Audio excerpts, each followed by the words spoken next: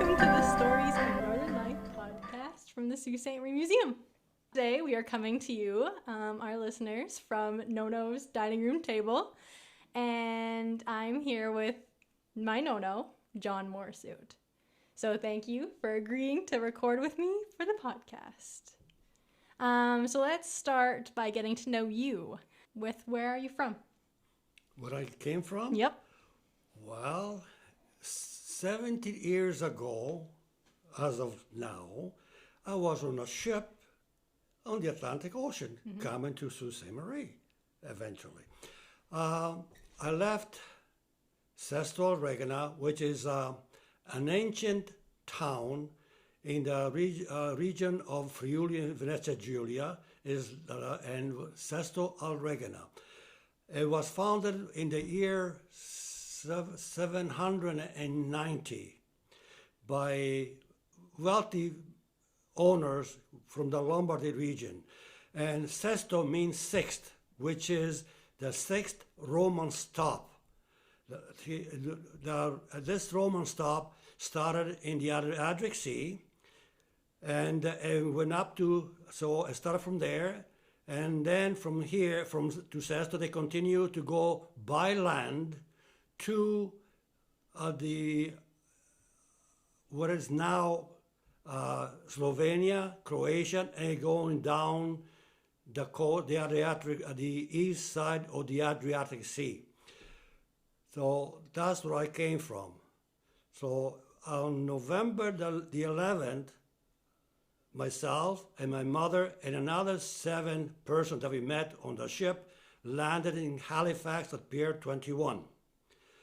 Of the 7 persons that came on the same ship at the same time, we all landed or moved and lived in Sault Ste. Marie. And they raised their families here, and here I am. Perfect. So what was the reason why you came to Canada? Well, the reason being was my father was a carpenter. We had a carpenter shop. My uncle was a blacksmith shop, which he had the shop side by side. And my other uncle was a bricklayer. So we were doing a lot of work for this agricultural company. And what was happening, the manager that ran this company, wasn't paying the fees, for the work done. They were doing it on credit. So what happened, my father died when I was 8 years old. So, and after the war, this was before the war, they done all this work. And after the war, they paid the amount that was owed. But it was peanuts. In the value was 1,000 lira at that time, but then what happened after the end of the war, it was worth in today's Canadian dollars was probably $1. So we had no much income. At the same time, like I said previously, my father died when I was 8 years old. So the same year, my aunt that was on my mother's side came to visit us from Canada, from Sault Ste. Marie, and asked if we wanted to move to Canada. So we said, yes, we will likely like to move. And so first my 2 oldest brothers came, and then 2 years later, my mother and I followed. And that's where we landed here in Sault Ste. Marie, and here I am. Amazing. Almost 70 years ago, we landed, and we're still here. I'm the only surviving person of the 7 that they came together on that ship, by the way. Wow. That's impressive, yes. So when did you learn English then? What's that? When you came here and then you had to start learning English, yeah? Well, yes, I was almost 13 years old when I landed here. So we landed here in Halifax on the 11th. And then there was a 3-day train ride from Halifax to the Sault on old passenger carriages. It was terrible. But anyway, we ate, we drove, we slept in these coaches. So, and then after we arrived, 3 days later, I think it was on the weekend, but then my one of the relatives that lives where my aunt was, okay, took me to school, which is used to be St. Mary's School, which is the International Plaza now. So I started school right there. I had my education in Italy, like the first year of a high school, but then here I had to start at grade 1. So as I progressed in the language, they moved me from grade 1, 2, 3, 4, etc., etc. And that's how I learned. And plus I had cousins here, so eventually it took time, because what happened was, okay, you go to school, you learn, then you go home, nobody speaks English. Right. So it was hard to master the language and to learn pronunciation and everything, because you know, it wasn't easy. So and then when and that's what happened. It took a little, but then what I've done, okay, after that, I went to school till I was 16, and then after I was 16, because my mother was a widow, she had no way of supporting herself and myself, I went to work, and I started working at the age of 16. But in the evening, I went to school at the Sault Technical School, and I learned to learn drafting, design, and language, etc., etc. So I done most of my schooling through going to the technical school at night, winter, summer, whatever they had the courses. Plus, I took a lot of courses in correspondence, which is in those years what you done. You apply to some schools, and I learned how to do mechanical drafting. So I graduated for that too, mechanical drafting. So that helped me with work when I was working, and to design certain things and repair things. Yeah, very good. One of these fellows, students, we go back to St. Mary's School, and he always comes to, when we get together, he says, "Remember when we pulled the fire alarm?" Well, we didn't know. We were new to the country. We were new to the school. So there was a recess time in the middle of winter. And one of us, I don't know who or why, they pulled the alarm. There's the fire alarm. So the whole school there in the middle of winter out there freezing. And he always tells me, every time he sees me, he said, "Remember that?" "Oh, yes." Oh, yes. So there's still good memories. That's why talking to you again now, it makes, makes you bring out things that happened in the past, which is... Where did you live at that point when you first moved? Well, when I first came here, we lived on Queen Street West, just where the Bridge Plaza is now. The house still stands there, and my aunt lived in the front house, and then there was my cousin's widow lived in the house behind, which my brother lived there. They were boarders of that, so we stayed there for a few months, and then from there, that's why from there I went to school at St. Mary's. Right. Okay, and then from there we moved to Henrietta Street, and from Henrietta Street, and when I lived in Henrietta Street, I would walk every day to school in St. Mary's School. Oh, I would walk summer and winter for several years. Yeah. And then from there, we built my brother and I built a house for my mother on Root Street, which we stayed there until I got married. Yeah. And my nephew, my brother owned the house, and then he passed away, and he left, and my nephew bought the house, his parents' home. So it's still in the family. So I hope someday this property, this house, will go to the family too. Yeah, because you built this one too. Oh yeah, so who knows? There's a lot of, when I'm gone, who knows? But my hope is that one or the two grandchildren will take it. I've had dreams of having this house and making it mine. Well, yeah. Because there's a lot of things that I built in the house. They said, I want this, I want that. Right. That was Mary. Mari, no Mary. Oh, yeah. Mari wants that. No, there's even yesterday, talking about in the hallway, I built things which I'm also, I'm not by trade a carpenter or woodworker, but I watched my brother build furniture. He was a carpenter and a furniture maker.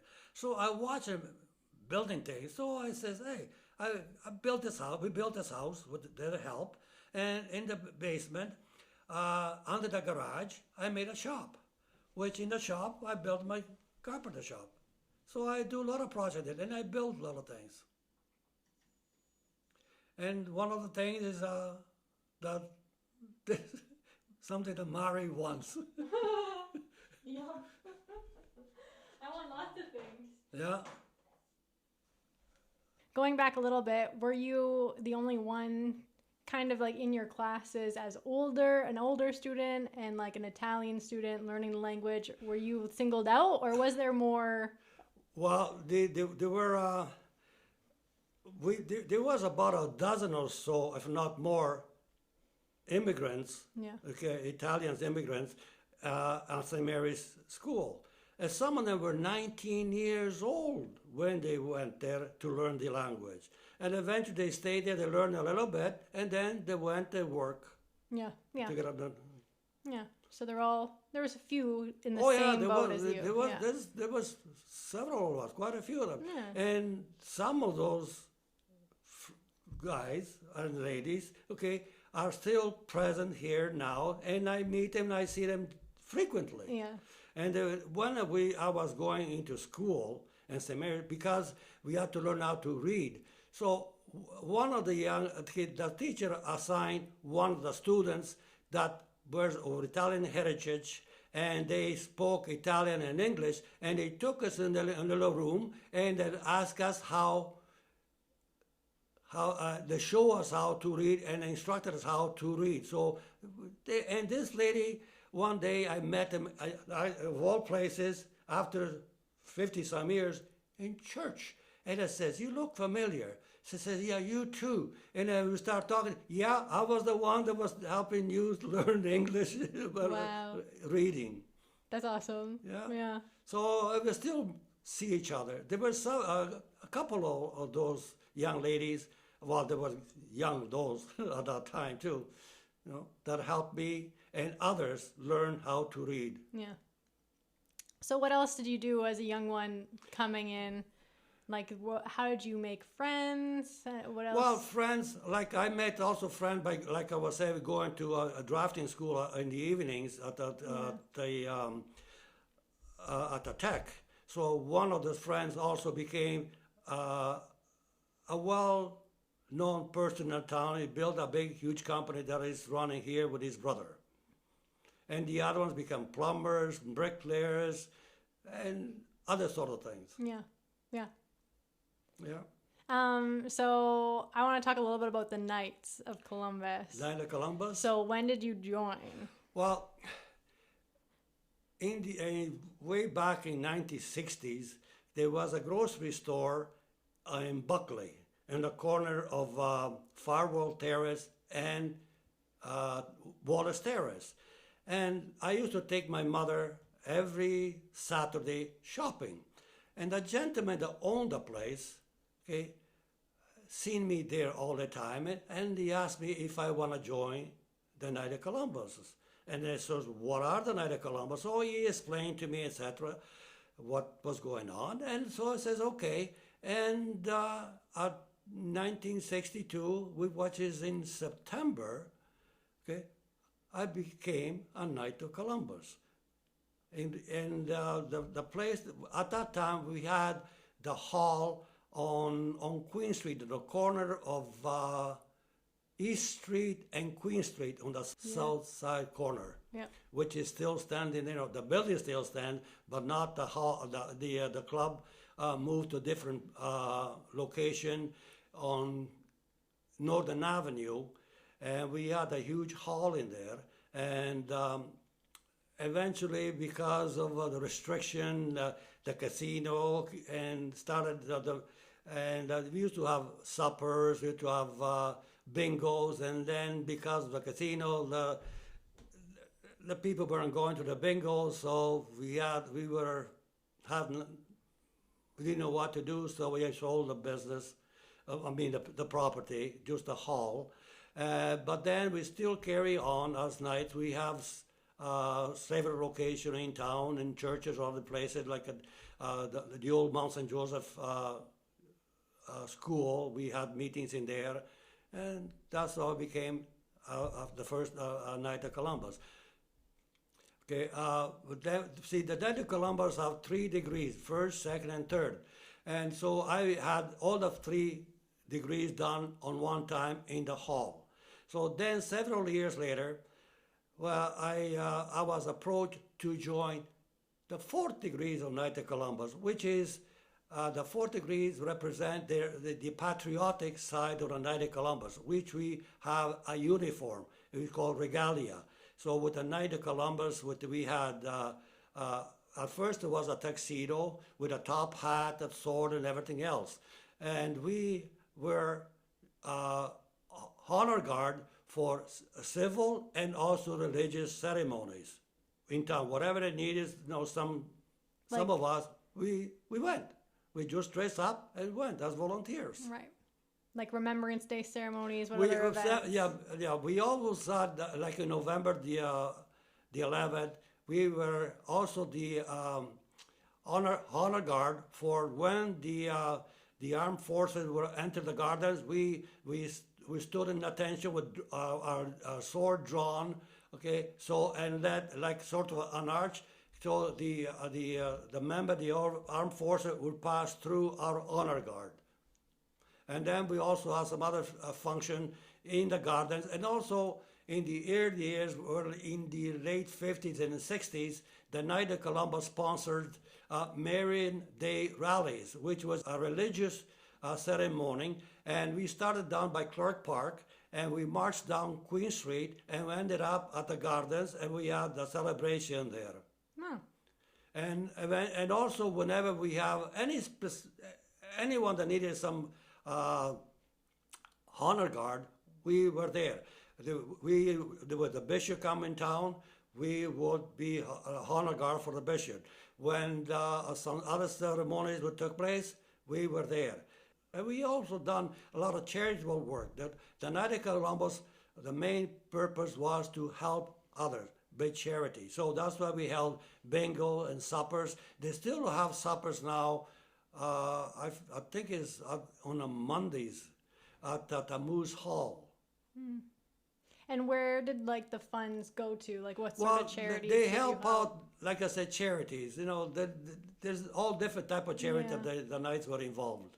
That was the origin of the order, to help families. Mm-hmm. It all started way back the turn of the century in New Haven, Connecticut, by a priest.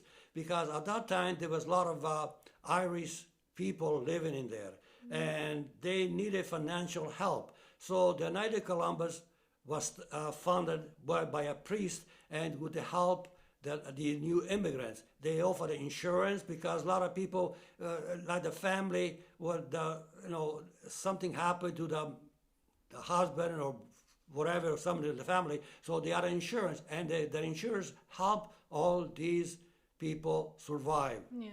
And that's how it all started. And also doing charity work, helping them out, everything. Even to this day, the Night of Columbus are involved in Poland, which are doing a lot of charitable work, providing food and medicine and other things in Poland for the Ukrainian people. Mm-hmm. And there's this convoys of food and other supplies in Poland to help that. We have the Night of Columbus all have members not in the United States and Canada, but also Mexico, Philippines, Guam, and to name a few, and also Poland. Yeah. It's a very big organization. Yeah. So what's the process of becoming a Knight, for you at least? Well, the process is, first of all, you have to be 18 years of age. Mm-hmm. okay? And you have to be a practicing Catholic. That's the main thing. No other restriction. As long as you're a practicing Catholic and 18 years of age, you can join the Knight of Columbus. Do you have to be male? Do you have to be male? Or can you be a woman going in? This is only for men. There's no woman. That's what I thought. Yeah. No men. Yeah. And what did you have to do to get in? When you get in, well, like any other organization, you have to fill in an application. And then the application goes through a committee, and then they select and say yes or no. They check if you are a Catholic or not, we attend in church, etc., etc. So then they say yes, and then you have to go through initiation. In those years when I went through in 1962, it was a tough initiation. Okay, and they eventually had to disband that type of initiation because in the States there were lawsuits because some people were carried away and yeah. I can't divulge anymore. How long was it? Was it like just a day, a night, or was it like the initiation, over? This is only applied to the first, second, and third degree. I see. Okay, this event took a good part of the afternoon, and then after the initiation, we all sat together. We had a supper, we had a dance, and that was it. We had fun. Yeah. So that's what really the nights became, I assume, for you. Also, like a social gathering club. Yeah. Oh, yeah. Social gathering. We used to have banquets, dances, and all sort of activities to keep. And we had golf. I think they still have the golf tournaments. And we used to have bocce tournaments, all sort of things. Yeah. So back to your uniforms. Yes. Are there certain pieces of the uniforms that have certain significance? Do you wear certain ones for different occasions? No, the uniform were, everybody had the same uniform. This is started way back when it started way at the turn of the century. Okay, it was a tuxedo, tails, not a tuxedo, a tails with a top hat, and then you had a baldric and a social baldric, and also the one that hold the sword, and that was it. And you had to have a special white shirt, like in those days that you probably see in the movies with with the dancing with dressed up with the long tail, and that's what we had until. Probably 20-some years ago, where they changed the uniform to a tuxedo and everything else, and the hat. Because we used to have a top hat. Now we have a plume hat. We had a plume hat. Like you probably see some of the gendarmes in France with a long plume, and that's the type we had. And then, for some reason, the Americans had a convention, and they wanted to be a more patriotic type of uniform, and they selected like something that you see the Legion members now wearing, which you have a gray pants, blue jacket, and a chapeau and a beret, and that's what but they still have the sword. So that's the way you can distinguish when you're a Knight of Columbus and a Legion member because we're wearing the sword. Yeah. Very cool. Yeah. So by the way, I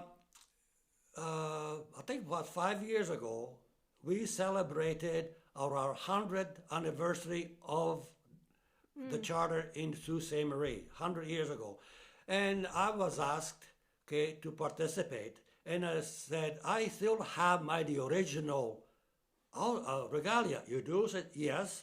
So I wore mine at the ceremony. Then what we've done, we had to, another person wore the second generation of regalia, and then the third person wore the present uniform. So there were the three of us, with the different, through the time, span over 100 years, the change of uniform that we have with the Knights. That's awesome.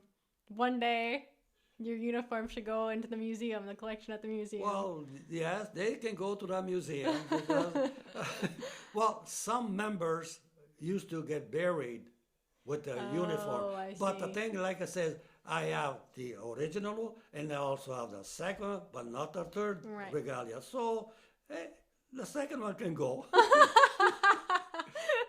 They can also have the sword too, because if no one else wants it, because there's one of our fellow members that he has his father's sword, Wow, yeah. and he's using it. So the swords don't change much. They haven't changed, but it could happen. Yeah. I won't be around to see it, but hey. But is that something you want? You want to be buried with your suit on? I didn't say that I want to, but it says you could. But Right. I said there are a lot of our members did, Right. they wear that in when they passed away. Yeah. They wanted to be known as Yeah. as a Night of Columbus. When you had the wake, people would go there and Yeah. but also the members on the Night of Columbus are not only gentlemen, like a man, okay, but also we have priests, deacons, bishops, and cardinals now that are part of our organization. Okay. One day we do a lot of honor guards, and several years ago there was an event honoring the native peoples we had it at the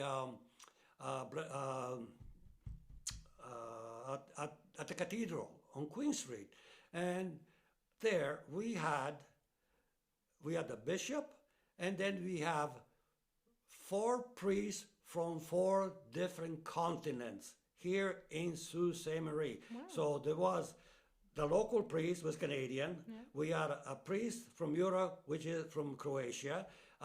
Another priest was from India, and another priest was from Africa. Wow. So we had 4.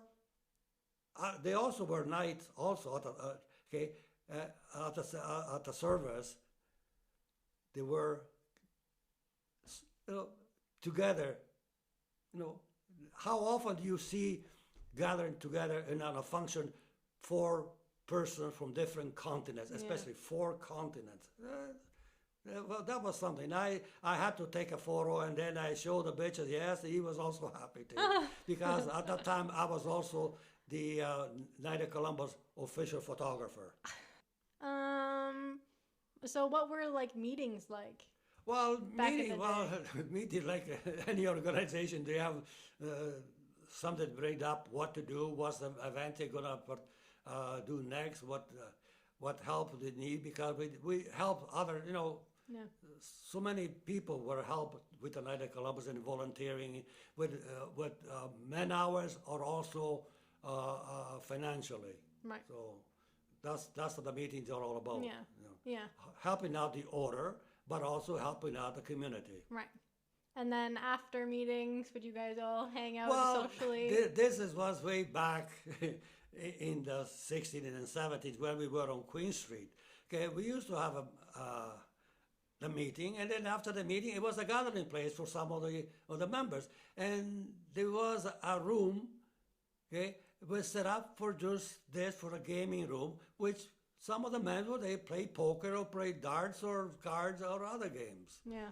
And this specific room, it was also after the building was, I think it was sold. Okay, it became the studio for McLeod Highland dancing. Yeah. So when I used to go there to take my grandchildren, Mari and Liam, dancing there, okay, I said, this used to be our game room, and you guys dance in it.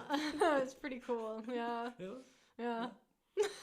It's nice how things go full circle. And you Yeah, never it know was how. around, yeah. So Yeah. that was after. That was the first time in so many years that I went back inside the building. Then Yeah. one day I was there.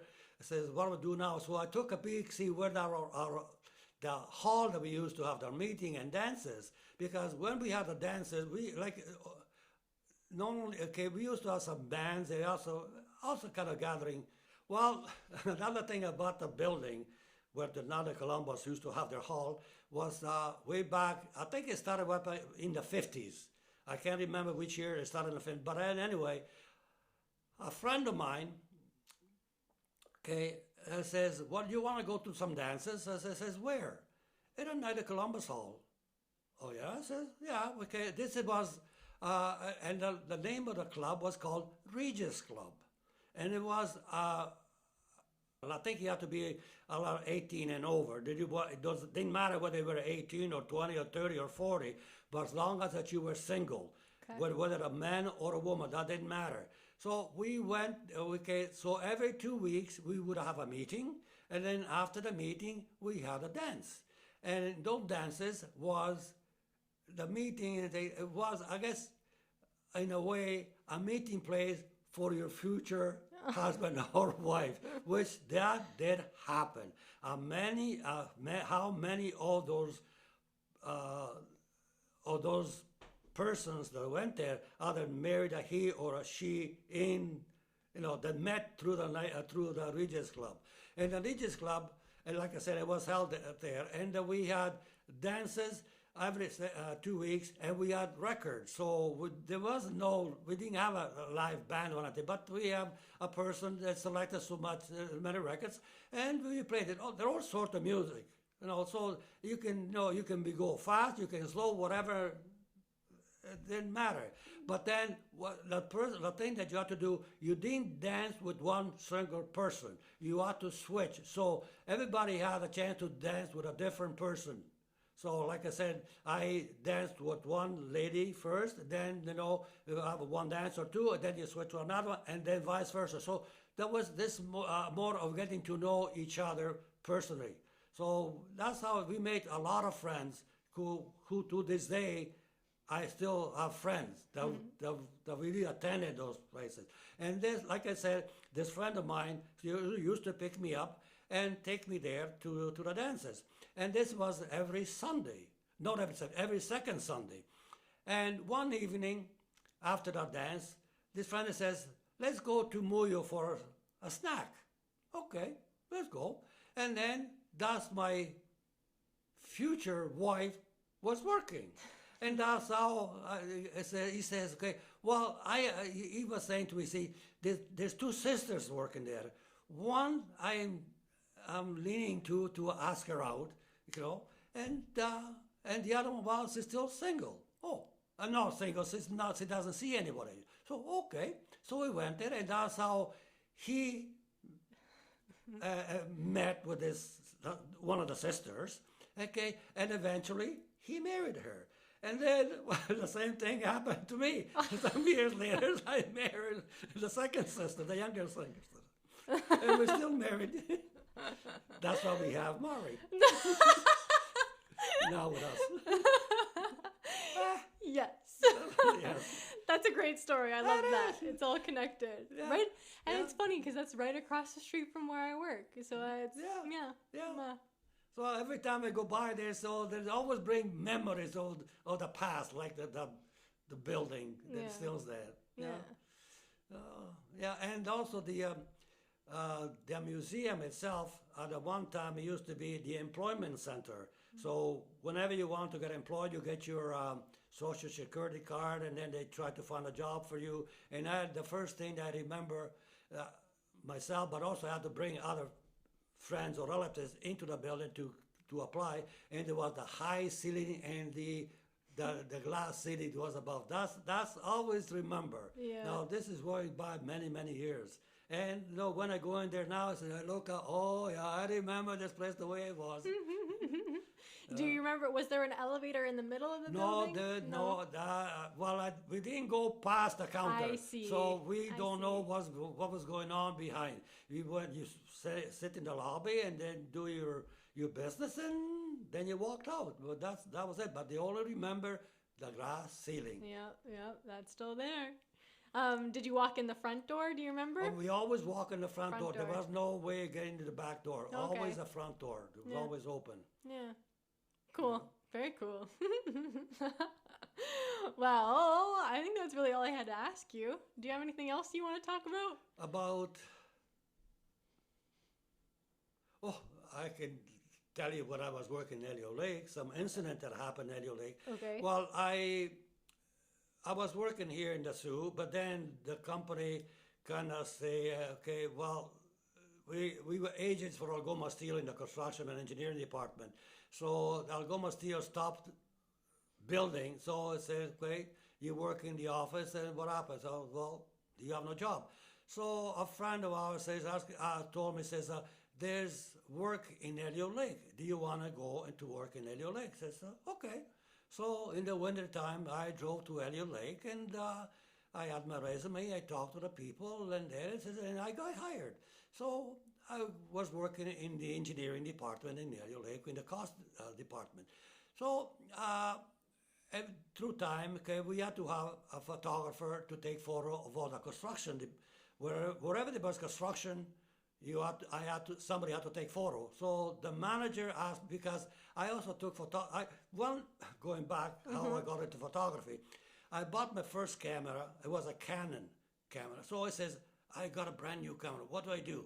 I have to learn how to use it. So what I done, I went to Sioux College, again, taking more courses. I went and took photography courses. And the photographer, the instructor was a well-known Sioux area, Michael Brower. He was a well-known photographer in the Sioux. He lived in Echo Bay. But anyway, he taught us many things, how to take photos, how to develop, film, paper, etc., etc. So I learned how to do that. So, and I was doing that on my own at home. I bought myself a enlarger and all the chemicals and everything, which I still have to this day. So, but anyway, so that helped me in Elliot Lake. The manager says, oh, I need somebody to take photographs. Oh, okay. Says, I can do this and that. So there was a lab set up. So every week I would go and take photographs throughout all the project that was under construction for a company that I worked, which was Rio Algo Mines of Elliot Lake. And one summer, the manager says, I want you to go and take some aerial photographs. Huh? What's that? I never been, no, I don't know how to take pictures on, from the air. So I went to a library, look at books, and find how to do it. And so then what I done, I called this, like in Elliot Lake, we had, not the airport, but on the waterfront, they had float planes. So I called up, can you say, I need a plane for such and such a day. It has to be a clear day so I can take some aerial photographs. I says, no problem. And so I took, okay, first of all, this is the first time that I went up. So I take it up, so this plane was so old, I think it was First World War plane, a two-seater. One, a pilot at the front, no, I was in the front and the pilot was behind me. So, and I said, I have to open the window. So, say, because you have to bank the plane, so the plane has to be on the slant, so I can open the window, take my camera, I took photos. And say, I took photos, but before starting, I got so sick because of the maneuver that I was doing. But I managed to take the photos. So when I went back, I got back on the ground, went back to the office, and I told the manager, I'm sick. Okay, okay, go home.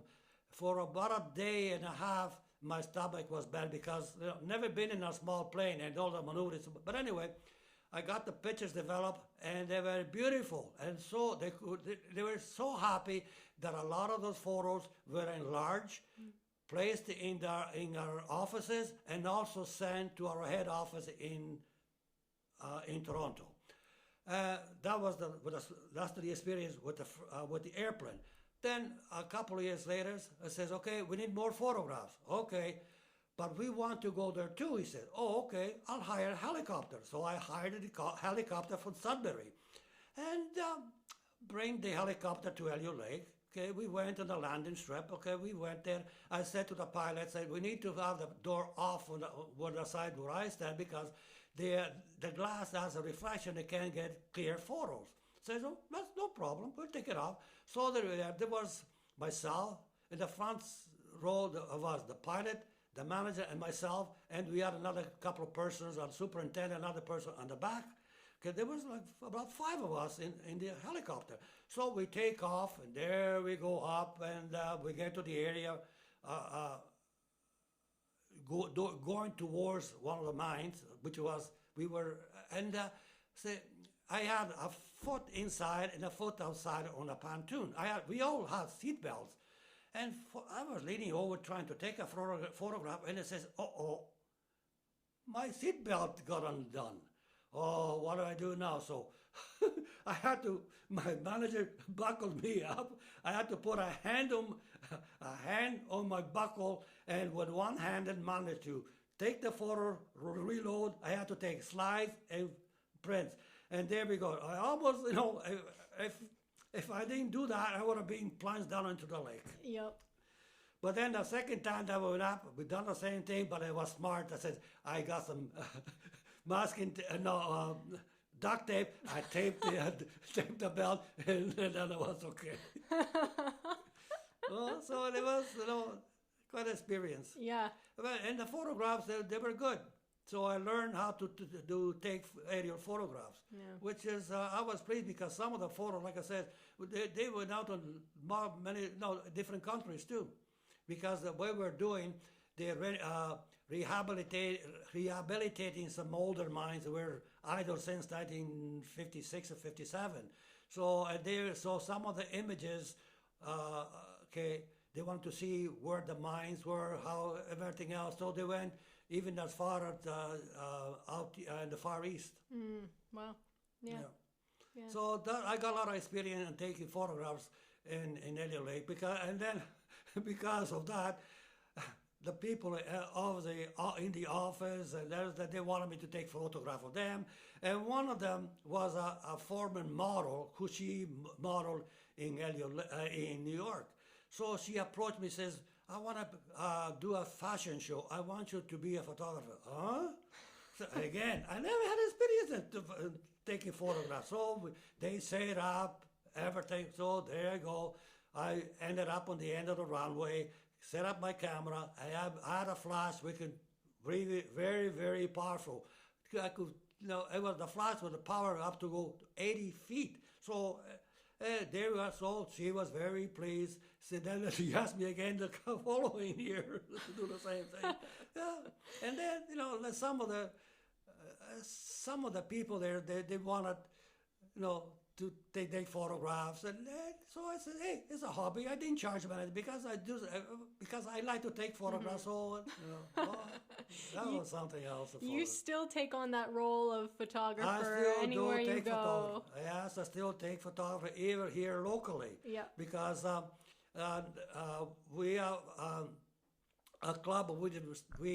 We had a club here. It's called Trevisan and Mondo, which my wife is a member.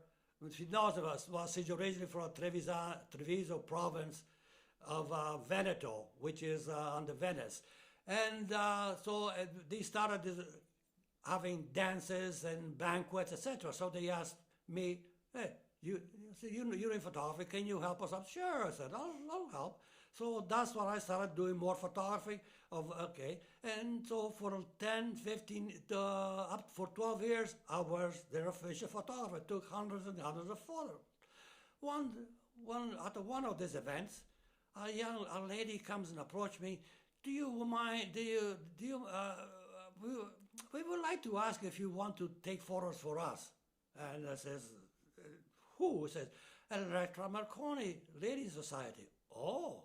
You want me to?" "Oh, yeah, we have convention, we have this and that. Do you mind?"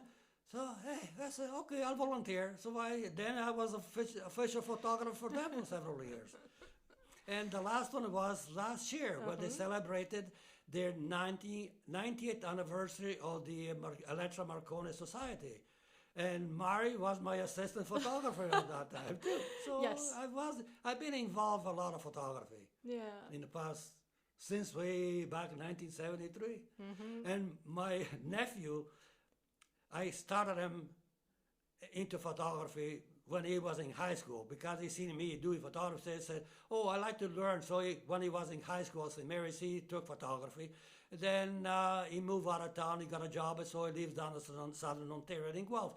And every time he comes to town, he comes and, "I'd like to go with you, we'll go take some photos. We go here, we go there." Okay. So he was here just this summer. We went to the canal, we went to other places, and it brings him back memories when he was young, when he and myself and my son, we used to go there, for hikes, but also to take the photographs. He had a little small camera, and then he was happy to see that going back to the old places, with me. I was taking him, and then now he was taking me to the same places. So I still do those photographs, and like I do now, which I've been doing for the last 23 years, take photographs of my grandchildren, Mari and Liam. Yep. Okay, it all started when I was working, and I was working for the city at that time in the social services. And one of the ladies had a cubicle close to mine. Had this photo, this calendar. I say, what is that? Oh, say somebody made this calendar for me. Okay, of certain people. I think it was her daughter or somebody.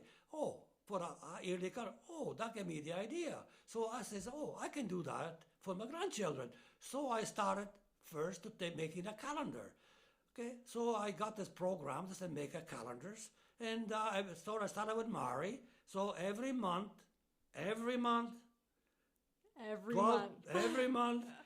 12 months of the year till the present, I do a monthly calendar. Then Liam came along, so Mari and Liam, and all to this day I'm still making calendars.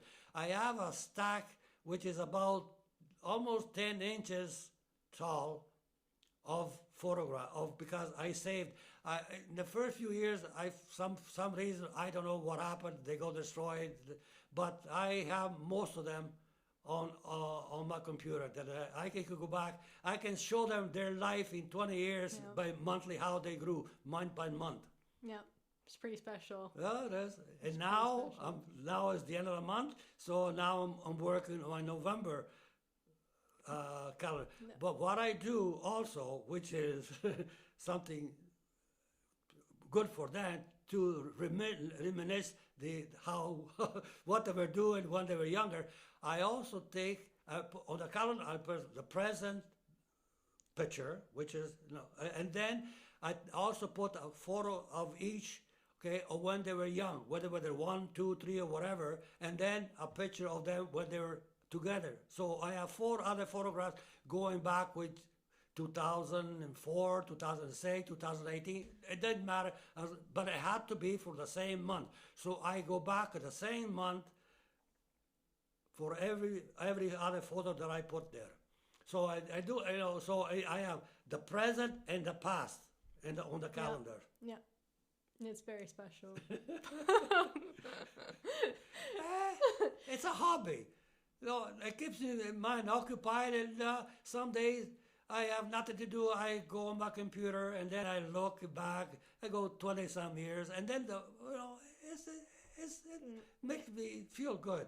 But not only that, what I do, I also copy all photographs and slides. The other thing, the slides, like I said, I have thousands of slides that I took. Okay, and so gradually I save some of them, but it is a time consuming. Yeah. Because I know I have a scanner, but it takes too long. So I invented myself something which was a little faster. So I'm gradually getting there. Yeah. Yeah. So that's the life of photography. It's amazing because you're capturing history as it goes, and it's a little. That was good. Okay. That's all I need. No, that's more than enough. I'm happy. Yeah, okay. You feel like because talking to you like this also brings me good memories from way back. You know, it's it makes you feel good. Yes. To share some of these stories with the young generation. That's what I do. Yeah. And I think I love it because of you. You always told me stories, and I've always been fascinated, and I think that's why I like this project, and I like. Yeah, I'm glad I was able to do this. Well, thank you. Well, because like I remember when that ship, a lot of people were getting seasick. Fortunately, I wasn't seasick. Well, that's nice. No. Yeah. But one thing that I still remember is the dolphins Wow. The dolphins swimming right beside the ship. Wow. That's I can't forget. Yeah. You know, you're on the ship and there's the dolphin, you know, jumping in and Wow. out of the water. That was something else. Whereabouts would you have been? Like, In the ocean, someplace Yeah, in the somewhere. Atlantic. I don't know where. You know, you're about 12 or 13 days on the ocean, you know, Right. on a ship. So I had no way of knowing. I didn't even know when there was a day that we, you know, disembarked in Halifax. You know, so, like I said, in Halifax, I was happy to go back in Halifax when I was working in Nova Scotia and Cape Breton Island. So one day, I decided to ask my family to come and visit in Cape Breton where I was working. So we went there. So I hired a vehicle and we toured Cape Breton Island and Nova Scotia. And I always wanted to go back to Pier 21, Yeah. but at that time it was not developed like like the tourists. museum that they have now. But just being there, see, said, this is what I landed. You know, that was something else. For sure. It was something else. Yeah. Yeah. Yeah. And it's You still know, see, full circle look- that you you worked look, there. and you look, you stay there, look at the ocean, and I came from all the way back there, so came over here. See, at that time, I didn't go back. Okay, several years later, I went back, but there was something emotional, just sitting there, you know, by the dock, looking on the sea. Yeah. Yeah. Yeah. What about going back to Italy the first time? Well, the first time it was emotional too, because not only myself, say I took also my son, and also my wife's parents, and which was good because by going back, okay, we show our son where my family came from and when the mother's family came, okay, and so it was also good because he went with his grandparents. Okay, which it was good for them and also good for him going back. Yeah. You know, so when we went there, we rented a vehicle. We stayed there for the whole month, which, you know, that was a good experience. Visit historical sites. We went to Venice a couple of times. You know, it was the first thing for my son. It was something else. Well, then, like I said, way back in 2006, where we went to Europe. We brought Mari and Liam to see where the grandparents come from. Yep. So we took them to Sesto and take them with my wife's. I grew up, which is a small town in the Treviso province of Veneto. It was called Bavaria. People know probably it's spelled the same as the German Bavaria, but it's called Bavaria. Yeah. A lot of people in our town would also come from the province of Treviso, and also, but the one that I come from, we don't name it after the province, we name it after the region. So we have a club we call Fogolar Furlan. Fogolar meaning the fireplace. Okay, if you ever go to the Marconi Hall, you go downstairs. There's a room called a Fogolar, and the Fogolar is you can see a huge fireplace. And it was built to remember the people from Friuli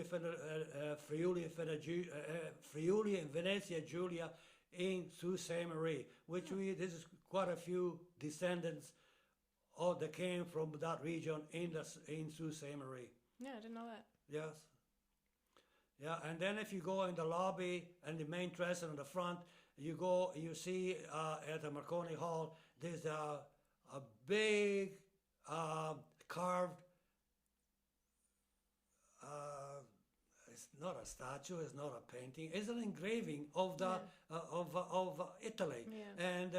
And people from different region of Italy posted where they came from. If you go there, have a look, and you'll see that. Yeah. Yeah. Yeah, it's been there for forever. Yes. Yeah. Well, there's a lot of Italians in the zoo. Yeah. So now you want some photos? Yeah. Okay. I have them upstairs on the computer. I save them. So, how do you want me to send it by email or want me a couple of times? I can give you a Well, let's go on